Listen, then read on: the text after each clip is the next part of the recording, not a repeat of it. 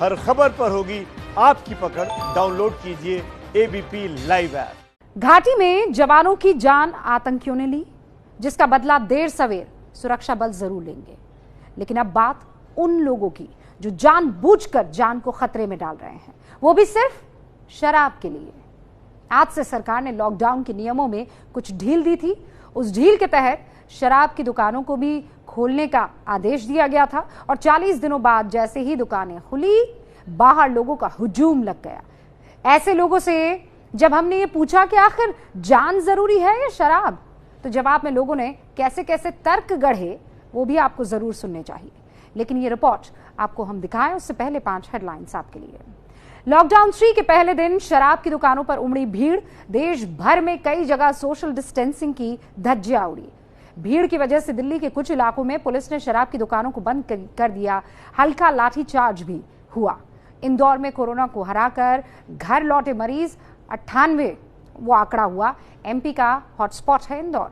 मेरठ में पिछले 24 घंटे में कोरोना के 39 मरीज मिले हैं। 24 केसेस नवीन सब्जी मंडी इलाके में। देश में कोरोना का कुल जो आंकड़ा है वो 43,000 के करीब पहुंच चुका है। 1,389 लोगों की मौत हुई है। 11,761 मरीज ठीक हुए हैं। शराब पीना सेहत के लिए हानिकारक है।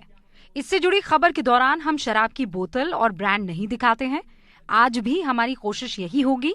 लेकिन एक बड़ी कवरेज के दौरान अगर कहीं शराब की बोतल या ब्रांड दिखे, तो उसका मतलब ये नहीं कि हम किसी भी तरह से शराब पीने को प्रोत्साहित कर रहे हैं।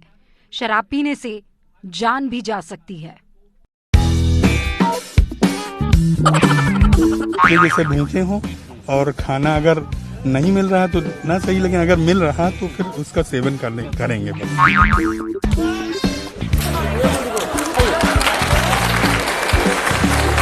बहुत खुशी की लहर है भाइयों में, सब में। बनाओगे तो क्यों ना भागेगा।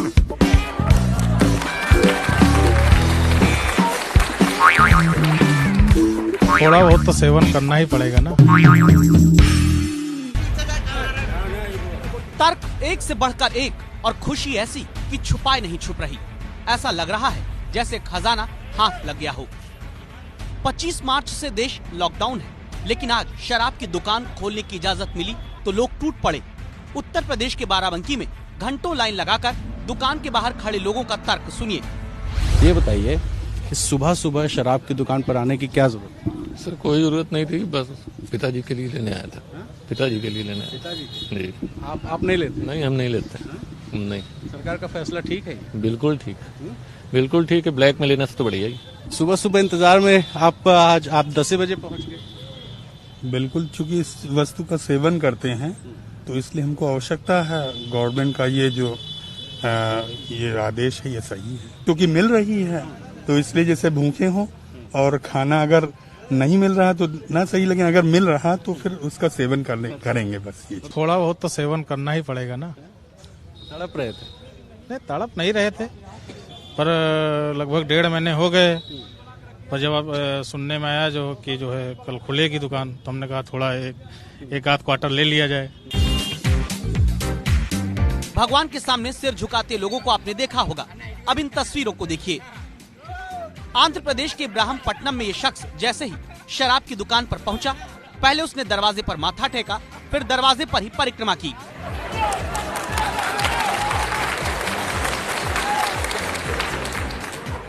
कर्नाटक के कोलार में इस शख्स ने एक कदम और आगे बढ़कर शराब के लिए अपनी चाहत का इजहार किया।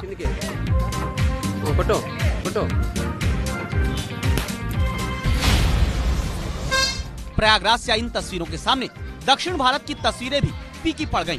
शराब की दुकान खुलने से पहले इस शख्स ने नारियल फोड़ा, दरवाजे के सामने फूल चढ़ाए और तब जाकर दुकान का शटर खुला।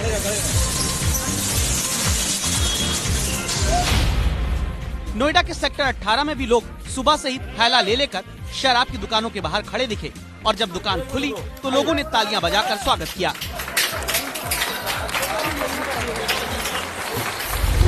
इंतजार था क्या? काफी लोग ऐसे होता है कि मतलब चॉइस उनकी शराब नहीं होती है, ज्यादा शराब काफी टाइम बाद मिल रही है, तो मतलब कितने टाइम बाद मिली है? ये मिल रही है सर, 1 महीने से ऊपर ही हो गया। 1 महीने से ऊपर हो गया, तो 1 महीने से इंतजार कर रहे थे कि कब खुलेगी दुकान। इतनी लंबी लाइनें नहीं लगी, इतनी लंबी नहीं लगती। नहीं, आज लगी ना, काफी दिन के बाद खुला है तो इसलिए जो लाइन लगी है भैया जी। इनके हाथ में शराब की बोतलें हैं, लेकिन इनके लिए ये वर्ल्ड कप की किसी ट्रॉफी से कम नहीं। मुंबई के अंधेरी में आज सुबह से शराब के लिए लोग लाइन में लगे थे, लेकिन ये इकलौते हैं जिन्हें यहाँ सफलता मिली। उसके बाद दुकान बंद हो गई, तब से ये फूले नहीं समा रहे। दिल्ली में भी लोग सुबह से लाइन लगाकर खड़े थे। हर दुकान के बाहर लंबी लंबी कतार थी और जैसे ही दुकान का शटर उठा, लोगों की खुशी छुपाए नहीं छुपती। एंजॉय करेंगे आज। बहुत खुशी की लहर है भाइयों में, सब में।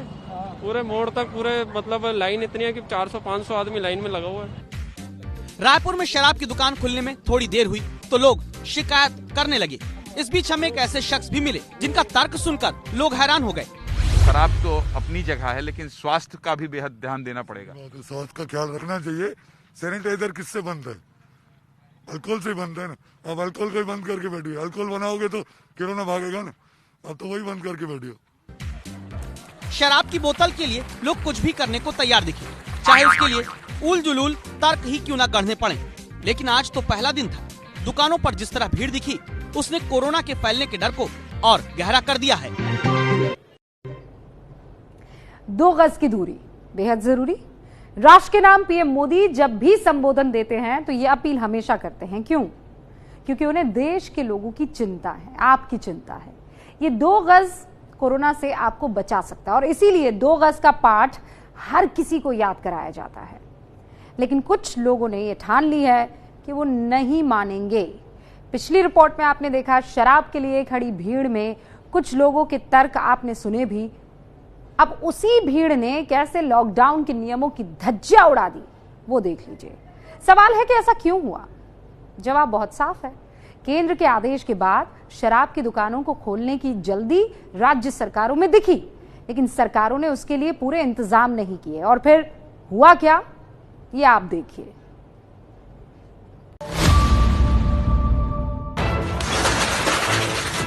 लाइन कितनी भी लंबी हो जाए लेकिन दूरी नहीं घटनी चाहिए, तो मैं 144 के उल्लंघन में कार्रवाई कर दूंगा आपके खिलाफ।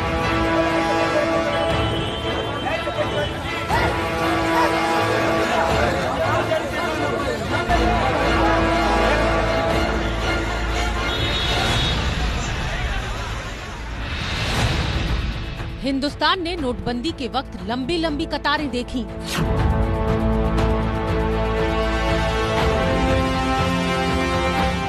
देश ने लॉकडाउन में खाने के लिए लंबी लाइन देखी।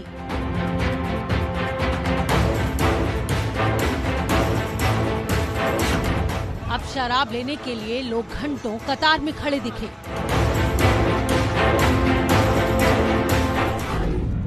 नोटबंदी की लंबी लाइन पर जमकर राजनीति हुई। लॉकडाउन के दौरान मजदूरों की कतार को लेकर सरकार पर बड़े बड़े आरोप लगे, लेकिन सोशल डिस्टेंसिंग को तोड़कर शराब लेने के लिए घंटों इंतजार करते लोगों पर हर कोई चुप है।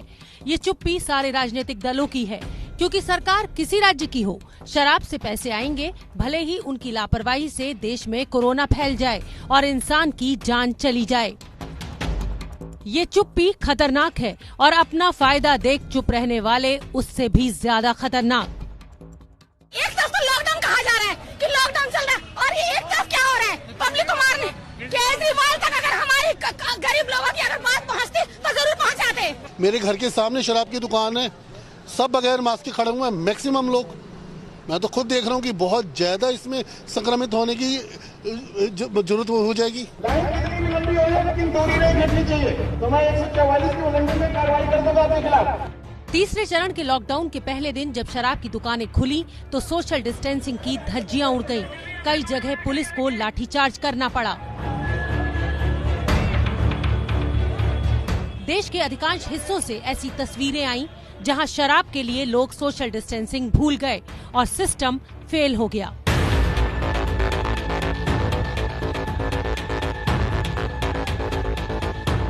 ये तस्वीरें छत्तीसगढ़ के राजनांदगांव की हैं। शराब की दुकान के बाहर हजारों लोग जमा हैं। पुलिस समझा रही है, लेकिन किसी पर कोई असर नहीं दिख रहा।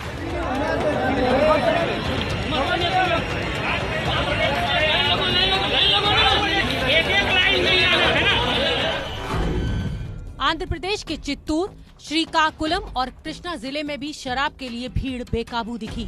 2 लोगों के बीच 2 गज की दूरी बनाकर रखनी थी, लेकिन 2 गज में यहाँ 10 लोग खड़े मिले। ये हाल तब है जब आंध्र प्रदेश सरकार ने शराब की कीमत 25% बढ़ा दी है। राजधानी दिल्ली के सभी 11 जिले हॉटस्पॉट हैं। कोरोना के डर से दिल्ली अब तक घरों में दुबकी थी, लेकिन आज शराब की दुकान खुलने से पहले ही लोग दुकानों के बाहर कतार में खड़े हो गए।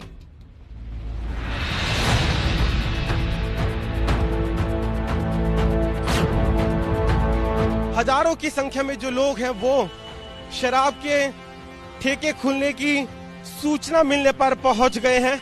भैया कब से लगे हुए हैं लाइन में? सुबह 6 बजे से। आगे देखो कितना लगा हुआ है जमघट। मैं देख रहा हूँ कुछ सोशल डिस्टेंसिंग कोई कुछ भी नहीं है जी, देखो ना पुलिस वाले कुछ कर रहे हैं। 40 दिनों बाद शराब की दुकानें खुली तो लोग इतने बेकाबू हो गए कि पुलिस को मोर्चा संभालना पड़ा।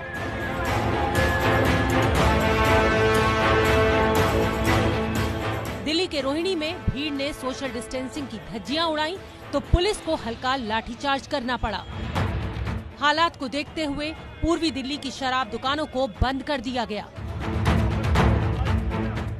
राजधानी दिल्ली में शराब के ठेके खुलने के कुछ ही घंटों बाद दिल्ली पुलिस को वापस बंद करवाने पड़े। इस वक्त हम लक्ष्मी नगर के एक शराब के ठेके के बाहर मौजूद हैं। सुबह यहाँ पर भारी भीड़ थी, लोग सोशल डिस्टेंसिंग का ख्याल नहीं रख रहे थे। कई किलोमीटर लंबी लाइन लग गई थी और उसी के चलते पुलिस को ये ठेके हैं वो वापस बंद करवाने पड़े। आप अगर कहीं पे अब हमें पता चला कि सोशल डिस्टेंसिंग फॉलो नहीं हो रही, कहीं पे ठीक चीजें नहीं चल रही, तो फिर हमें उस एरिया को सील करना पड़ेगा। फिर जो हमने रियायतें दी हैं वो रियायतें हमें वापस लेनी पड़ेगी। यूपी के लोगों ने भी शराब के मोह में सोशल डिस्टेंसिंग को साइडलाइन कर दिया और जिसे जहां मौका मिला वो शराब के लिए कानून तोड़ता दिखा। चाहे प्रयागराज हो या हापुड़, लखनऊ हो या गोरखपुर, मुरादाबाद से लेकर बरेली तक लोग अपने शराब प्रेम में कोरोना वायरस को भूल गए। आपको एक दृश्य दिखाएंगे किस तरीके से यहाँ स्थितियां बिगड़ रही हैं और पुलिस के आला अधिकारियों को सड़क पर उतरना पड़ रहा है। आप देख सकते हैं किस तरह से पुलिस के जो डिप्टी कमिश्नर ऑफ पुलिस हैं लखनऊ के, वो इस वक्त लगातार लोगों को पब्लिक अनाउंसमेंट सिस्टम के थ्रू समझा रहे हैं, बता रहे हैं। कुछ जो अराजक तत्व हैं उनको खदेड़ा भी जा रहा है। तो ये हालात इस वक्त लखनऊ के आपको हम दिखा रहे हैं, किस तरह से जो लोग हैं वो झुंड बना करके दुकानों में पहुंच जा रहे हैं। हरियाणा में सरकार और ठेकेदारों के झगड़े में शराब की दुकानें नहीं खुली। ठेकेदार पूरी लाइसेंस फीस नहीं देना चाहते और सरकार छूट देने के लिए मान नहीं रही। हरियाणा सरकार असमंजस में है। तीसरे लॉकडाउन में हरियाणा में छूट दी गई है बाजार खोलने की, दुकानें खोलने की। इससे काम और ज्यादा मुश्किल हो गया है और सच मानो तो मुझे तो बहुत डर लग रहा है। हमें समझना होगा शराब शौक की चीज हो सकती है, जरूरत नहीं। और खास तौर पर कोरोना काल में शराब के लिए जान को खतरे में डालना बिल्कुल भी जायज नहीं।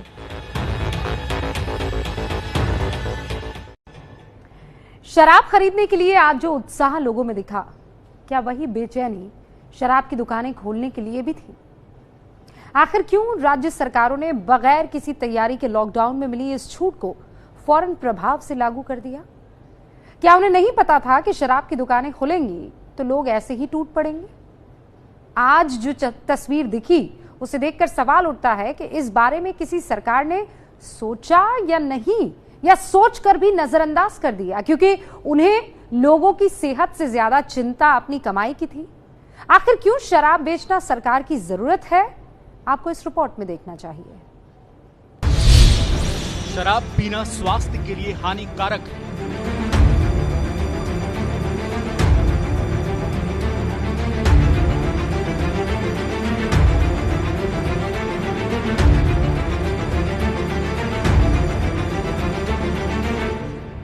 ये चेतावनी शराब की बोतलों पर भी लिखी होती है। शराब से लिवर खराब हो जाता है। इसके बावजूद ज्यादातर राज्य सरकारें शराब की बिक्री पर रोक नहीं लगाती। लॉकडाउन के 40 दिनों तक शराब की दुकानें बंद रही, तो कई राज्यों की तरफ से दुकान खोलने की अपील की। आखिर ऐसा क्या है इस शराब में कि इसके लिए सरकारें भी बेताब हैं और लोग भी। अरे भाइयों स्वागत करो।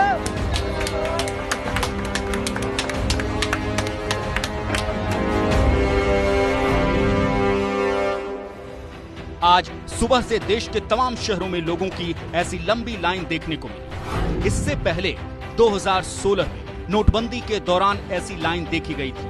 तब नोट बदलने की लाइन थी, आज शराब खरीदने की लाइन है। दोनों की वजह बिल्कुल अलग है, लेकिन इनमें एक चीज समान है और वो है नोट। 2016 में लोगों को पुराने के बदले नए नोट चाहिए थे। अब सरकारों को शराब से आने वाले पैसे चाहिए। शराब से होने वाली कमाई सरकार की आय का बड़ा जरिया है। इसे ऐसे समझिए, शराब की एक बोतल की कीमत में एक हिस्सा एक्साइज टैक्स का होता है। ये पूरा एक्साइज टैक्स राज्य सरकार के खजाने में जाता है। इसका मतलब ये हुआ कि शराब बिकेगी तो राज्य सरकार की कमाई होगी। ये कमाई कितनी होती है इसका अंदाजा इस बात से लगाइए कि 2017 में शराब बिक्री से मिलने वाला कुल राजस्व 1,99,000 करोड़ का था। 2018 में 2,17,000 करोड़ का और 2019 में 2,48,000 करोड़ का। औसत निकाला जाए तो सिर्फ शराब से सरकार हर दिन 700 करोड़ रुपए कमाती है। इसका मतलब ये हुआ कि 40 दिन के लॉकडाउन में शराब की दुकानें बंद होने के कारण सरकारों को 28,000 करोड़ का नुकसान हो चुका है। यही वजह है कि जब देश कोरोना के खिलाफ लड़ाई में तमाम मुश्किल फैसले ले रहा है, तब भी शराब को लेकर समझौता करना सरकारों के लिए मुश्किल हो रहा है। बिल्कुल बंद हो गया सरकार का रेवेन्यू आना। पिछले महीने अप्रैल के महीने में हर साल 3,500 करोड़ का रेवेन्यू आया करता था। इस बार केवल 300 करोड़ का रेवेन्यू आया है। इससे तो तनख्वाहें नहीं दी जा सकती, सरकार कैसे चलेगी? तो अब अर्थव्यवस्था का बड़ा संकट पैदा हो रहा है। राजस्व के नुकसान का ये दर्द सिर्फ दिल्ली के मुख्यमंत्री अरविंद केजरीवाल का नहीं है। जब सारा काम बंद पड़ा है तो हर राज्य के सामने कमाई का संकट खड़ा है। सरकार की कमाई में लगभग 20 से 30% हिस्सा शराब बिक्री से आता है। इसलिए हर सरकार शराब की दुकान खुला रखना चाहती है। शराब पर लगने वाली एक्साइज ड्यूटी राज्यों की एक्साइज से होने वाली कमाई का सबसे बड़ा हिस्सा है। दिल्ली एक्साइज टैक्स से हर महीने 500 करोड़ रुपए कमाती है। महाराष्ट्र की आबकारी विभाग से महीने की कमाई 2,000 करोड़ है। यूपी की 2,166 करोड़, मध्य प्रदेश की 833 करोड़ और राजस्थान की 650 करोड़। हमारे समाज में हमेशा बहस होती है कि शराब की दुकान चाहिए कि राजस्व चाहिए। तो बिहार ने शराब की दुकानें बंद कर दी। पूरे देश में राजस्व के नाम पे शराब की दुकानें चलती हैं और इस बहस के ऊपर आज तक किसी ने निर्णायक बात नहीं कही है। इसलिए सरकारों को अपना राजस्व चाहिए। जैसे हरियाणा ने एक बार शराबबंदी कर दी तो दिल्ली से वहां पे शराब की तस्करी होती थी, तो बाद में हरियाणा ने देखा कि भाई हमको इतना बड़ा रेवेन्यू लॉस हो रहा है, फिर क्यों नहीं शराब बेचें। यही अब भी किया जा रहा है। इसीलिए 40 दिन के लॉकडाउन के बाद जब पहली बार कुछ रियायतें दी गई तो उसमें शराब की बिक्री को भी जोड़ दिया गया।